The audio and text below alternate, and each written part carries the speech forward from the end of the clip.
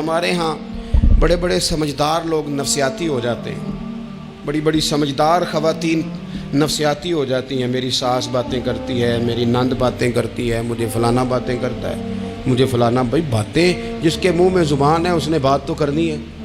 اب آپ نے کیوں یہ دعویٰ کر لیا ہے کہ آپ اتنے اونچے چلے جائیں کہ آپ کو بات ہی کوئی نہ کرے؟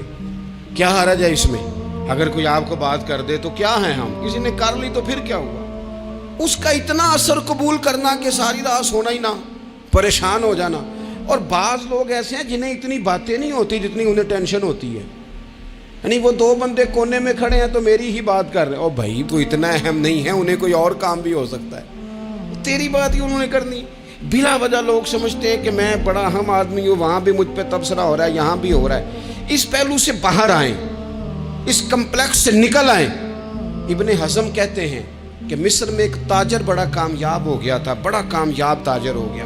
تو زندگی میں جتنے لوگ بھی کامیاب ہوتے ہیں ان سے حسد ہوتا ہے.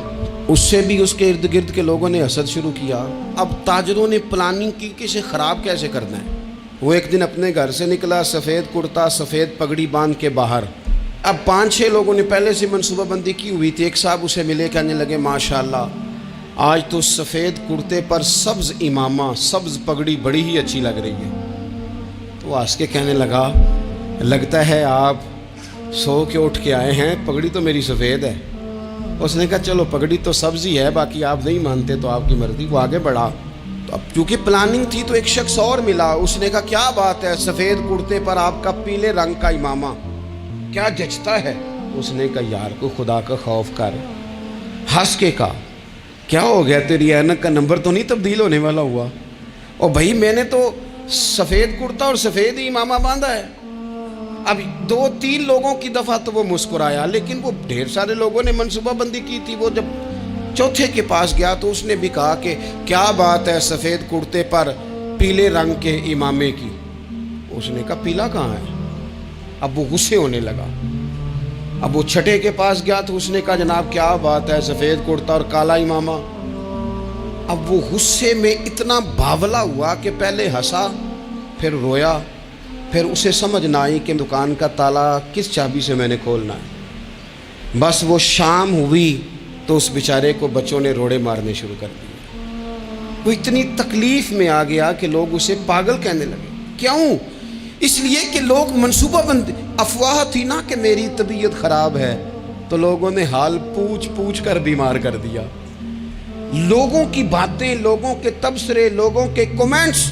بولے امام شافعی. امام شافعی فرمانے لگے لوگوں کی باتیں پتھروں کی طرح ہوتی ہیں، یہ روڑوں کی طرح ہوتی ہیں. اگر انہیں کمر کے اوپر رکھ لو گے نا تو یہ تمہاری کمر توڑ دیں گی، اور اگر تم ان کو اپنے پیروں کے نیچے رکھ لو گے تو تمہارا قد اونچا ہو جائے گا. بس دنیا میں وہ لوگ پریشان ہوتے ہیں جو لوگوں کی باتوں کو کندھوں پر سوار کر لیتے، جو پیروں کے نیچے رکھے، جو پاؤں کے نیچے رکھے ان کا قد. وہ پرانے زمانے میں نا عارف رومی رحمۃ اللہ علیہ فرماتے ہیں کہ ایک بیل گائے گر گئی تھی کنویں کے اندر. تو اب وہ لوگ اس کو نکال تو نہیں سکتے تھے، تو انہوں نے اس طرح کیا کہ مٹی ڈالنی شروع کر دی کہ اب بدبو آئے گی، پریشانی ہوگی، تو اس کو بند کر دیتے ہیں اندر ہی کنویں کو. کنواں نئی جگہ پہ کھود لیتے ہیں. انہوں نے جب اس کے اندر مٹی ڈالی نا تو وہ گائیں جو تھی وہ مٹی جھاڑ کے تو مٹی کے اوپر آ گئی. انہوں نے پھر مٹی ڈالی تو وہ تھوڑی اور اوپر آ گئی، اور مٹی ڈالی تو اور وہ مٹی ڈالتے گئے اور گائیں وہاں سے کنویں سے باہر آ گئی. لوگوں نے دفن کرنا چاہا، وہ باہر نکل آئی. اور میرے بھائی لوگ بھی اپنی باتوں میں دفن کرنا چاہتے ہیں، لیکن یاد رکھنا جو چمکنے والے تھے وہ چمکتے ہی رہے. جن کو اللہ نے عزت دی تھی ان کی گھٹائی کوئی نہیں سکا. اتنی لمبی زبانیں کھول کے لوگوں نے صحابہ کے بارے میں باتیں کی، لیکن سورج چمک رہا ہے صدیق اکبر کی شان کا. عظمتیں دمک رہی ہیں فاروق اعظم کی. عروج ہے جناب فاروق اعظم کو. نگر نگر گلی گلی دنیا علی علی کرتی چلی جا رہی.